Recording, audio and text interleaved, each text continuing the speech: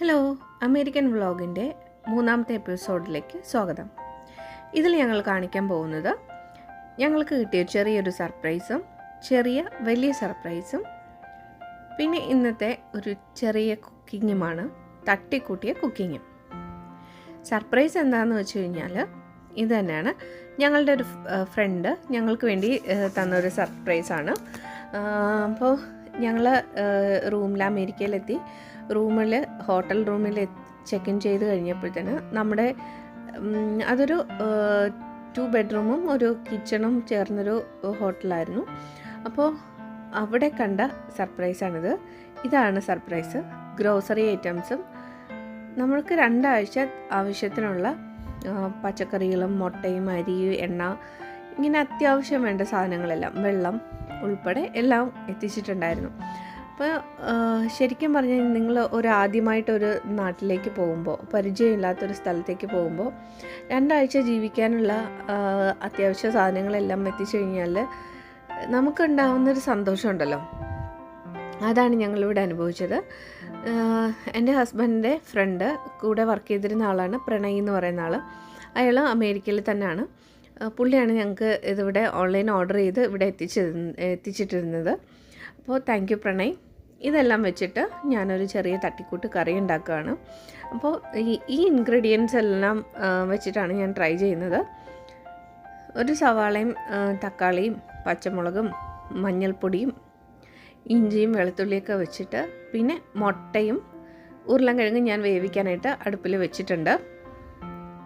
ഇത് ഞങ്ങളുടെ അടുക്കളയിൽ നിന്നുള്ള ജനലിലൂടെയുള്ള വ്യൂ ആണ്. സണ്ണിവേൽ എന്ന് പറയുന്ന സ്ഥലത്താണ് ഹോട്ടൽ. അപ്പോൾ വളരെ ശാന്തമായ അന്തരീക്ഷം, വാഹനങ്ങളൊക്കെ ധാരാളം പോകുന്നുണ്ട്. തൊട്ട് പുറകിലായിട്ട് ഒരു യൂസ്ഡ് കാറിൻ്റെ ഒരു ഷോറൂമുണ്ട്. പക്ഷെ നല്ല തണുപ്പുണ്ട് പുറത്ത്. അപ്പോൾ മുട്ടയും ഉരുളൻകിഴങ്ങും വെന്തുകൊണ്ടിരിക്കുകയാണ്. വെജിറ്റബിൾസ് ഒരുവിധം കട്ട് ചെയ്ത് കഴിഞ്ഞു. ഇതിന് നമുക്ക് വഴറ്റുന്നതിനായിട്ട് വെക്കാം. ഒലിവ് ഓയിലാണ് ഞാനിവിടെ യൂസ് ചെയ്യുന്നത്. എനിക്കിവിടെ ഉള്ളത് ഒലിവ് ഓയിലാണ്. അപ്പോൾ അതിലേക്ക് ഒലിവ് ഓയിൽ കുറച്ച് ഒഴിച്ചിട്ട് ഉള്ളിയും ഇഞ്ചിയും വെളുത്തുള്ളിയും കൂടി ഇട്ട് വഴറ്റിയെടുക്കുകയാണ്. അതിലേക്ക് കുറച്ച് ഉപ്പും കൂടി ആഡ് ചെയ്തു. ഒന്നുകൂടി വഴണ്ട് വരുമ്പോൾ നമുക്ക് പച്ചമുളക് ചേർത്ത് കൊടുക്കാം. നല്ലപോലെ ഇളക്കുക. ഇതെല്ലാം ഒന്നുകൂടി വഴണ്ട് കഴിയുമ്പോൾ നമുക്ക് തക്കാളി ആഡ് ചെയ്യാം.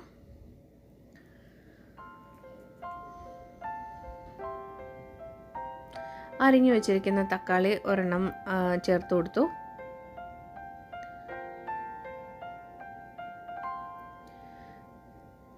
ഇനി കുറച്ച് മഞ്ഞൾപ്പൊടി ചേർക്കാം.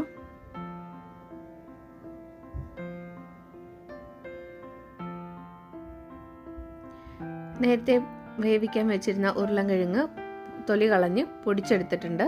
അതുകൂടി ചേർത്ത് കുറച്ച് വെള്ളം കൂടി ചേർത്ത് കൊടുക്കാം. അപ്പം ഒരുവിധം ഗ്രേവി തയ്യാറായിട്ടുണ്ട്.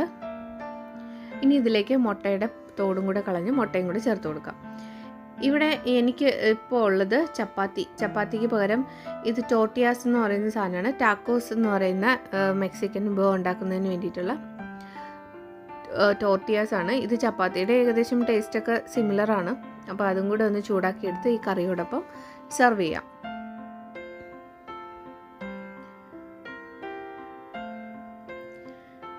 ഇതാണ് കറിയുടെ ഫൈനൽ രൂപം. ഇതെൻ്റെ ഹസ്ബൻഡിന് കൊടുക്കുകയാണ്. ആളിൻ്റെ അഭിപ്രായം നോക്കാം. കഴിച്ചിട്ട് എങ്ങനെയുണ്ടെന്ന് പറയൂ.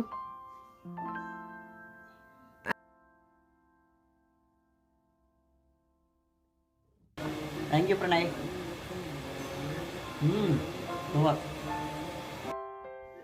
കറി വലിയ കുഴപ്പമൊന്നുമില്ലായിരുന്നു.